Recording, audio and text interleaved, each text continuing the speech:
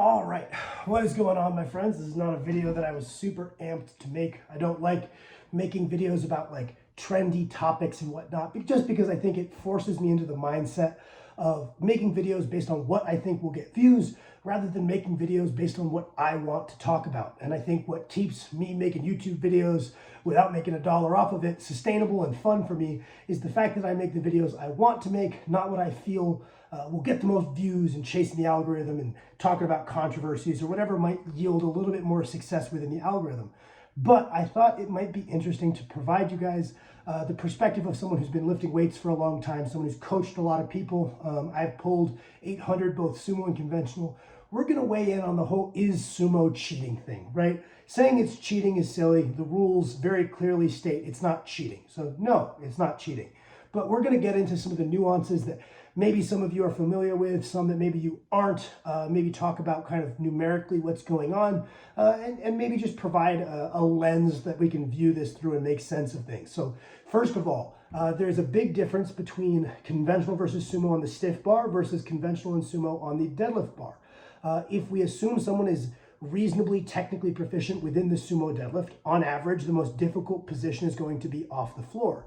When a deadlift bar bends more than a stiff bar, effectively it is raising the start height and allowing a sumo deadlifter to achieve a much more advantageous position. A conventional deadlifter is also going to gain a more advantageous position, but due to the strength curves of the two lifts, on average, a very proficient sumo deadlifter is going to get more out of the switch from a stiff bar to a deadlift bar than a conventional deadlifter will. And the gap between their two pulls will be much more exaggerated. This is a very consistent trend, right? So if we're talking about a stiff bar with a lower starting height, we actually see a little bit more competitiveness between the two stances.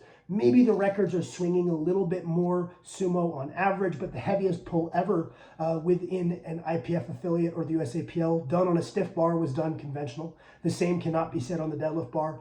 There are plenty of classes where guys who are pulling conventional are very competitive, not just in the total, but in the deadlift specifically, across a very wide variety of classes within the stiff bar federation. So what we are specifically going to be talking about is conventional versus sumo on the deadlift bar, where maybe it is a little bit more exaggerated and the conventional deadlifters are not gaining as much of a competitive advantage on the deadlift bar as the proficient sumo lifters are. So that's kind of one thing I want to get out of the way is there's a big difference when we're talking about stiff bar or deadlift bar. The next one is we're going to get this out of the way as well. Not every single person is going to have the hip morphology to be a good sumo deadlifter. Some people have very deep hip sockets where they're not going to be able to reach that really abducted position and maintain it and get this nice upright posture. And they might actually just be better off conventional. These people exist, right? Absolutely want to acknowledge that. I think people will often overdiagnose that and they say, oh, I'm just not made for sumo because they trained conventional for 3 years, did maybe one training cycle sumo and didn't put enough work into developing the hip musculature surrounding the hips. Their sumo sucks ass. Think, oh yeah, I'm just not built for it. See, some people are built for it, some people aren't. Absolutely true, but a lot of the time it's just because there's underdeveloped hip musculature surrounding the hips compared to what is needed for sumo. So I would put that out there. That's not just hip morphology. There's also a very sizable difference in hip musculature development between someone who's been doing sumo for a long time and someone who's been doing conventional for a long time. So that switch isn't going to necessarily be easy. So a lot of people aren't very realistic in their appraisal of whether they're built for sumo. The next thing I would say is, here's my generalized stance, right? If we assume our holistic strength is about the same, so we got two people, they're squatting the same. If we measure their hamstring strength via a hamstring curl, we measure their back strength via a row, we measure their glute strength via hip thrust. They're all the same and they're equally technically proficient in the conventional deadlift and the sumo deadlift. So assuming equal technical proficiency, I believe on average, the sumo puller will pull more, meaning the average person, if we do a really good job, would be better off pulling sumo than they would have been conventional. That being said, it's usually going to be harder to reach a middle to high level of technical proficiency in the sumo deadlift when compared to the conventional. It's just a more technical lift. So when we say oh, it's easier. Well, no, it's harder if we're looking at this from a technical perspective. But I think the people who are saying it's easier are implying, well, if we assume very good form on either, the same amount of contractile strength is going to take you further within a sumo deadlift. And I would generally agree with that. Obviously, there are going to be outliers, but we can also always liken this to high bar versus low bar. Yes, there is the odd person that even if they trained either way and equally technical proficient, they might squat more high bar. That is an outlier. Most of us would kind of generally agree with the term that low bar squat allows you to squat more than high bar. Even though there are these exceptions out there, we base the rule off of the majority rather than the exception, right? So I would say that yes, while there are some people that will pull more conventional if they do a good job training conventional for 5 years, most people would pull more sumo if they did a good job pulling sumo for 5 years, right? So I don't think that's too crazy of a statement. And a lot of the time people will make this point is just pull more if it's easier. If sumo is just easier, why doesn't this conventional guy just widen his stance and pull more? Because he would have to reach equal levels of technical proficiency. It's not just, no one's saying that he could just toss his feet wide and pick up more. I don't think anyone intelligent is making that claim. They're claiming that had he spent the same amount of time he spent pulling conventional, pulling sumo, he would pull more, right? Which is to say that not everyone is going to be stronger sumo, but those who are apt for sumo and good at sumo seem to have a competitive advantage over those who are apt for conventional. And we can see this within the records. If we go through the deadlift bar records in the commonly contested men's weight classes, and we follow the rule that if you lift more than the weight class above you, it counts for that weight class. So we're assuming that that rule counts. Then the super heavyweight, so the heaviest deadlift of all time would be sumo. The 308 record would be sumo.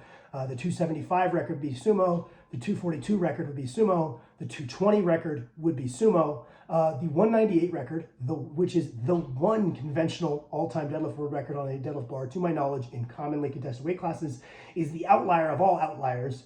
Mr. John Hack himself, 181 would be sumo, 165 would be sumo, 148, 132, all sumo. So I think we have to, at some point, if we look at the deadlift bar meta, we have to come to the conclusion that at least those who are apt for sumo, if we think it's a hip morphology thing, or those who have invested their time into training sumo most of their training career, they must have some competitive advantage over those training conventional, right? Because the records are skewing drastically towards the sumo lifters. This is a little bit less exaggerated on the women's side of the sport, though this could be the fact that the sport is still growing. We could make an analogy to shot put, where the spin is outperforming the glide on the men's side, but the glide is still competitive within the women's division. Just because the gene pool isn't that big, there's not as many people who have the resources to train full time. It's earlier in its development than the men's side, and likely in the future the spin will overtake the glide. Much the same, likely the sumo deadlift will, on average, overtake the conventional deadlift in the women's division as well. And this isn't to say that it's cheating; it's within the rules, right? Just like we said earlier that most people would probably agree that a low bar squat is easier than a high bar squat, at least if we're saying you can do more weight. I think that the same comparison could be made from sumo to conventional without saying it's cheating. I don't think that people would say low bar is cheating. They just say, oh, it allows you to lift more weight within the rules. Thus, it's largely the competitive meta with a few exceptions.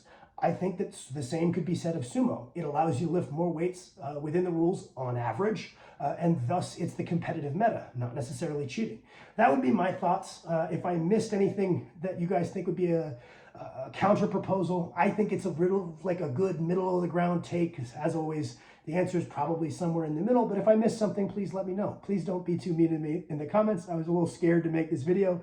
I also wanted to point out that if we are talking about pulls on calibrated, specifically red kilo plates with a standardized diameter, right? Because everybody's familiar with Benedict Magnuson's 1,014 pound deadlift done conventional. This was done in the Hardcore Powerlifting Federation with these very odd plates that at the very minimum are not standardized in diameter, so the bar probably flexed a bit more. At the most, they don't weigh what they say they weigh.